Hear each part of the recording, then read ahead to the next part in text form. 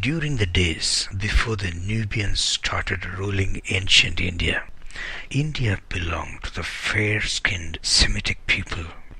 Indians were the descendants of Noah's son Shem through his great-great-grandson Raghu.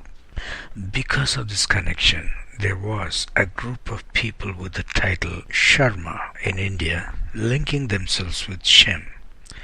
Later on, they fell into ancestral worship and they worshipped Noah, who is Brahma in India, and thus they were called Brahmins. Born into one of these staunch Hindu families was a boy named Vikranth. He was 14 years old. He spent many hours a day worshipping his Hindu gods. He had also bought into the famous Indian myth that Christians come from abroad and convert poor people of India to Christianity by giving money to them. So he hated Christians. When he grew up, he wanted to form a vigilante army and finish them all up. Then, one day, he heard of some Christians conducting open-air meetings and converting Hindus. So, Vikranth went there with the intention of harming them in any way he can. When he arrived at the venue, there was a makeshift stage upon which there stood a simple-looking man who did not appear like he was capable of doing anything at all. As he was watching, he saw a few people carrying a lame man to the stage.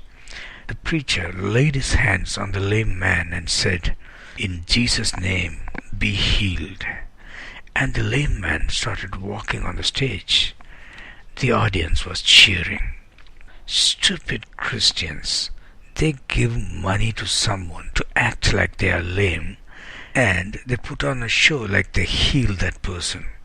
Then they will put it on the TV to fool everyone. No one is falling for these cheap gimmicks, Vikranth said to himself.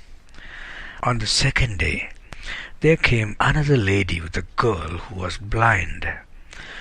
Now the man on the stage placed his hands over the girl's eyes and said, "Be healed in Jesus' name." And the girl started seeing, and everyone was praising God.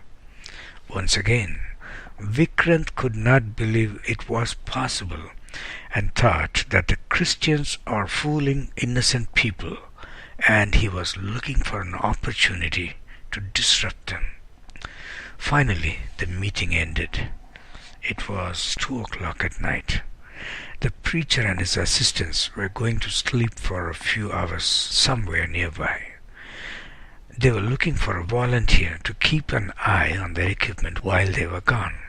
So Vikranth jumped in to do the job, while his sole intention was to steal those equipment and run away. Just about the time, a boy came there crying. He said that his mother was in a coma and dying, and the doctor had given up on her. Thinking that Vikranth was one of those Christians, he asked him if he would come with him and pray for his dying mother. So Vikranth went there with no idea of whatever he was going to do. And there he saw a lady lying on a bed with no movements in her body. Now, Vikranth did not know what to do. All that he remembered was the man on the stage saying, "Be healed in Jesus' name." So he closed his eyes, laid his hand on the lady, and said, "Be healed in Jesus' name." After saying that, not knowing what to expect, he wouldn't open his eyes, which is until someone touched him. When he opened his eyes, the lady he prayed for had already gotten up from her bed and was standing next to him. "Thank you for praying for me," she said. Everyone was happy, but Vikranth was angry. He thought that it was another drama staged by the Christians to fool him. At that very moment, someone else from that area whom Vikranth knew did not believe in Jesus came to Vikranth and said, I have a son who had polio when he was small. Now he's bedridden and we have to do everything for him. Will you please come and pray over him also? He pleaded. So Vikranth went with him. But he would not be fooled again. This time he prayed with his eyes open.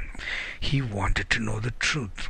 He touched a man on the bed and said, "Be healed in Jesus' name," and watched. To his amazement, the man gained strength in his legs and he stood up all on his own. Tears started rolling down from Vikranth's eyes and he ran away from the scene. He cried out, "Oh God, who are you? I was your enemy. I came here to do bad things to you and your people. If anyone does bad things, they will receive bad things in return. But you did just the opposite. Why?" he asked. Then he clearly heard the sweetest voice of Jesus telling him, "Because I love you so much." In all his life, Vikranth had never heard his mother or father telling him that they loved him. Day after day, all that he used to hear was the harsh words people exchanged among themselves.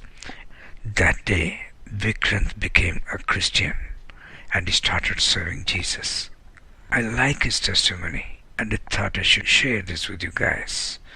Thanks for your time and God bless you.